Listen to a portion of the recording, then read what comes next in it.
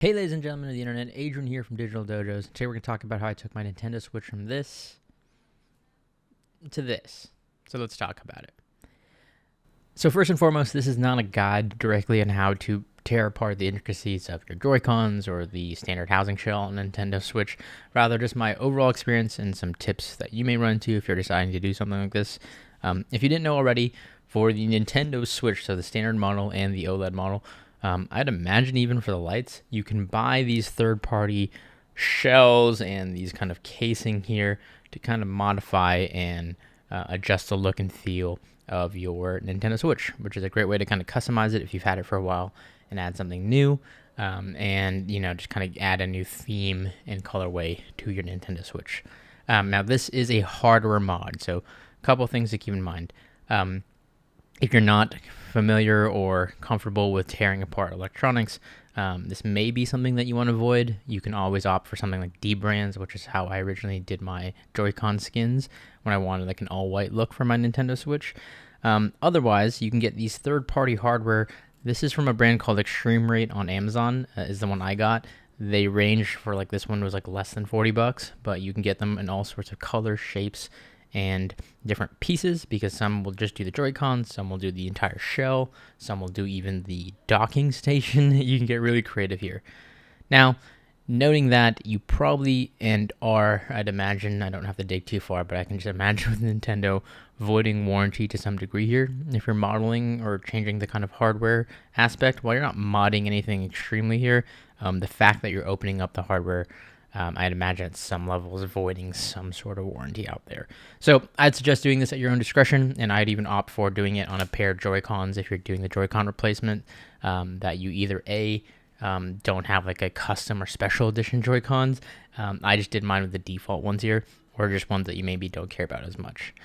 Okay, so with that, let's talk a little bit about it.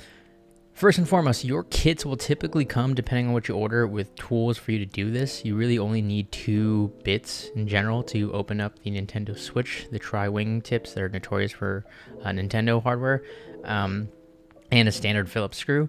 But even with that, I would suggest if you have another kit or a better toolkit available using that, I opted to use my iFixit kit just because it was much more handy and the tools were easily higher quality compared to what came with my Extreme Rate kit. On top of that, for those of you who've never done kind of any repairs or changes or mods like this before, I'd argue this is still quite entry level when it comes to dealing with a Switch. It's more tear down and reassembly. You're not soldering anything or anything of that nature.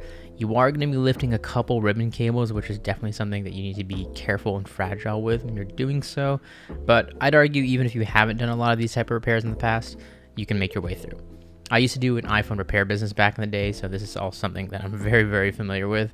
But even then, my tips would be using good quality tools, organizing your workspace, whether it's ice cube trays, a magnetic mat, whatever it is, because you're going to be dealing with a ton of tiny screws and components, so you really want to keep organized and remember where everything goes. Even myself, as somebody who's done a lot of these, not particularly Nintendo Switches, but these type of repairs, I still had a couple leftover screws at the end of this, where I had to make sure and reverse engineer where they went.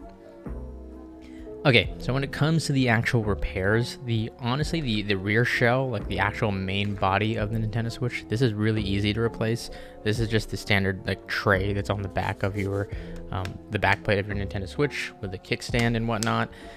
This was all pretty easy to replace. It took me less than like 25 minutes to do so with a guide handy. The Joy-Cons, however, were a lot more trouble. Definitely arose and took a bulk of my overall like 2 hours that it took me to fully do this. Again, the Joy-Cons have a lot of components to them, from the batteries to the vibrating motors, triggers, analogs, all that good stuff. In particular, the right analog has more components in it because it has that IR sensor at the bottom and whatnot, so the process isn't exactly the same for both Joy-Cons in this case. When you're doing so, take your time, make sure you have that guide and or material to reference as you go along through it, and just make sure you again stay organized throughout the process. A lot of the whole Nintendo Switch shell replacement is taking old components from your standard hardware and then moving it over to the replacement shells and reassembling it. Tearing it down, breaking it apart, that's the easy part. Reassembly is a part that tends to be a little bit more difficult, especially with the Joy-Cons. You're taking apart things, for example, like the Z and R trigger buttons have a lot of, they have little springs in them, so you want to be really, really careful when you're taking those out so they don't go flying out. My kit thankfully came with a lot of extra parts in case you lost things like that, but nonetheless, be careful regardless. Another thing to keep in mind when you're taking apart things like the Joy-Cons from your original hardware, a lot of stuff is going to be adhesed out of the factory. So for example, like the vibrating motor, the kind of sensors inside the right Joy-Con, some of that stuff was kind of glued down. So it took me using either a flathead screwdriver or a pair of like needle nose pliers that come with my iFixit kit to kind of tear away at that adhesive and then readjust it and reposition it in the newer shells here for the Joy-Cons.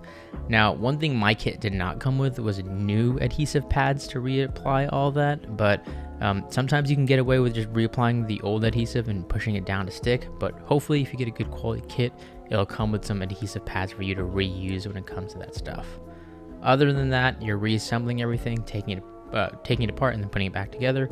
And of course, the last step is you want to test everything. I'd argue, don't make the same mistake I did. Test all the hardware and buttons before closing up the shell and putting everything back together, if possible. For example, my shoulder buttons here, the SL and SR buttons, did not have functionality when I closed everything up, and I realized after the fact, so I had to reopen it, fix the ribbon cable, and I was good to go. The Nintendo Switch actually has a feature built into it for you to test the buttons in the settings menu, so you can use this to test Joy-Cons to make sure nothing's broken. But this is perfect for this use case when you just replace the shell and you want to make sure all the buttons work. I would highly, highly recommend running that before closing everything up. And with that, you're now good to enjoy the new look and feel of your new Nintendo Switch.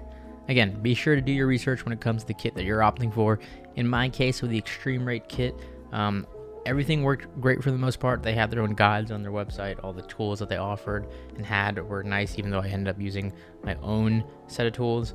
Those would have, in theory, got the job done, but they offered spare parts, spare screws, things of that nature. So it's a decent kit for its price point.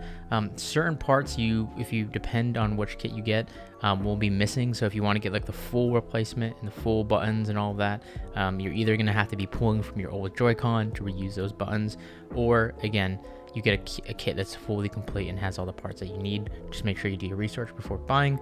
I'll leave a link down below in the description to the kit I purchased exactly, so you can go ahead and check it out. Again, for less than 40 bucks, it's a fun mod.